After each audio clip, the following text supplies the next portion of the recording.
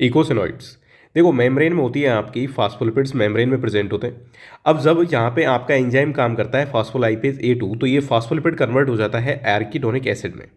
ठीक है, याद कैसे रख सकते हैं, A2 आता है, A2 यानी कि दो ए आएंगे, एक एर्किडोनिक एक एसिड, तो आर्किडोनिक एसिड से आप इसको याद रख सकते हैं। अब इसके दो फेट होते हैं, एक होता है कॉक्स पाथवे, एक होता है लॉक्स पाथवे। कॉक्स का मतलब हो गया साइक्लो ऑक्सीजनेज और लॉक्स का मतलब हो गया लिपो ऑक्सीजनेज। अगर हम बात करें सबसे पहले कॉक्स पाथवे की, जिसमें कि आर्किडोनिक एसिड जब साइक्लो ऑक्सीजनेज एंजाइम जो होता है ये इसको कन्वर्ट कर देता है प्रोस्टाग्लैंडिन में।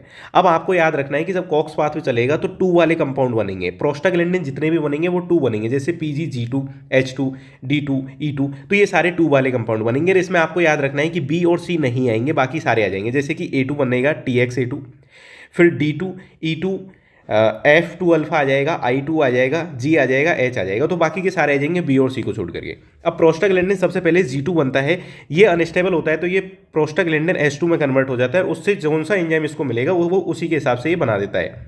जैसे कि अगर ये ब्लड वेसल्स में काम करेगा तो ये TXA2 बना देगा, थ्रोम्बोक्सिन A2। अब बात करते हैं कि इन सब के फंक्शंस क्या होते हैं। TXA2 जो कि नाम से ये इसमें आ रहा है ए, तो आपको याद रखना है कि एग्रीगेशन ऑफ प्लेटलेट्स में हेल्प करता है, बेसोकॉन्स्ट्रिक्शन करवाता है। सेम काम होता है PGF2 अल्फा का। D2 आ रहा है तो यानी कि ये डायलेशन करेगा वेसल्स का।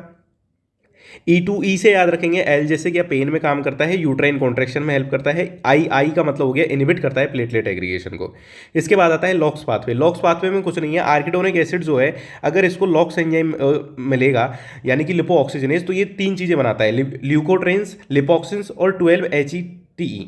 अब जो ल्यूकोट्रेन्स है इसमें आपको याद रखना है कि इसमें 4 वाले आएंगे, A4, B4, C4, D4, E4 और F4। इन सबका काम होता है ब्रोंको कॉन्स्ट्रिक्शन, और बाकी के जो 2 बच्चे ये करते हैं आपके इन्फ्लामेटरी मीडिएटर। Thank you.